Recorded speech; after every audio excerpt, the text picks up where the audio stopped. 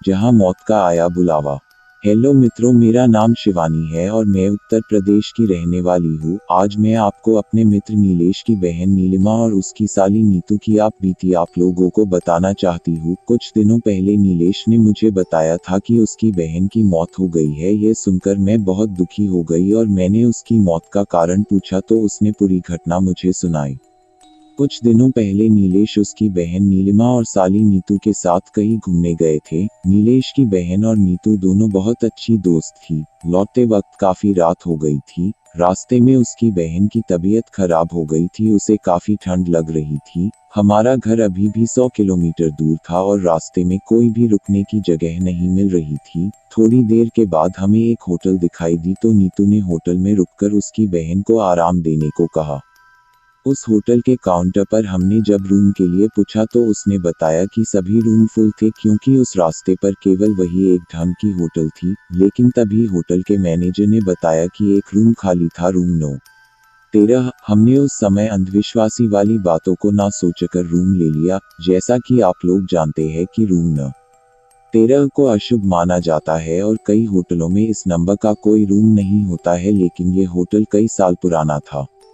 जैसे ही वो तीनों उस रूम में गए तो उन्हें नेगेटिव एनर्जी महसूस हुई। उस रूम की कंडीशन तो ठीक थी लेकिन ऐसा लग रहा था जैसे बरसों से यहाँ कोई रहने नहीं आया हो। उन्होंने कुछ ज्यादा नहीं सोचा। अब वो अपनी बहन नीलिमा के लिए काउंटर से पेनकिलर लेने को गया। काउंटर से टेबलेट लेकर जैसे ही रूम में आया तो देखा कि उसकी बहन बालकनी में खड़ी बातें कर रही थी। नीलेश में सोचा नीतू और उसकी बहन दोनों बालकनी में बातें कर रही है, लेकिन जैसे ही उसके पास गया तो उसकी बहन के अलावा कोई नहीं था। उसने उसकी बहन से पूछा कि तुम किससे बातें कर रही थी, तो उसने सिर्फ सर हिलाकर मना कर दिया। तभी नीतू वॉशरूम से आई। नीलेश घबरा गया कि अगर नीतू वॉशरूम में थी तो नीलिमा किससे बात कर रही थी। नीलेश ने नीलिमा को टेबलेट दी और सो जाने को कहा। अब नीतू और नीलिमा दोनों बेड पर सो गए और नीलेश सोफे पर सो गया। सुबह जब क्लीनर कमरे की सफाई के लिए आया तो दरवाजा खुला था और वो जब अंदर आया तो देखा कि कमरे में खून की खून था और नीलिमा मर चुकी थी। क्लीनर जोर से चिल्लाया तो मेरी नींद खुल गई और देखा कि नीलिमा की मौत हो चुकी थी और नीतू बेहोश हो गई थी। नीलेश जोर जोर से रोने लगा और मैनेजर को बुलाया।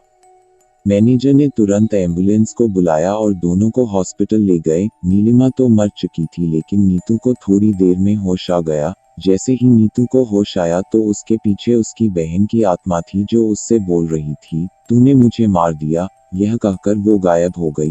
नीलिमा काफी बुरी तरह डर गई। अब नीलेश में नीतू से सारी घटना पूछी तो उसने बताया कि रात को जब मैं पानी पीने उठी रात तो देखा नीतू फिर से बालकनी में बैठी थी और कुछ बड़बड़ा रही थी और मैं जैसे उसके पास गई और उससे पूछा कि वो यहाँ क्या कर रही है तो उसने मुझे जोर से धक्का दिया और मेरा सर दीवार से टकरा गया और मैं बेहोश हो गई और इसके अलावा मुझे कुछ याद नहीं है।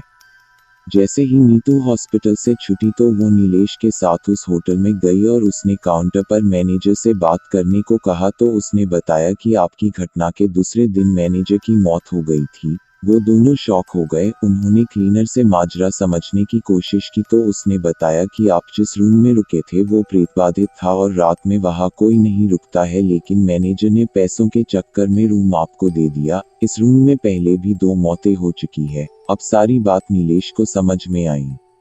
इस घटना के बाद नीलेश काफी सदमे में चला गया और कभी किसी होटल में नहीं रुका। तो मित्रों, आपको आगे ऐसी ही मेरे मामा के साथ बीती घटना को अगले अंश में सुनाऊंगा। धन्यवाद।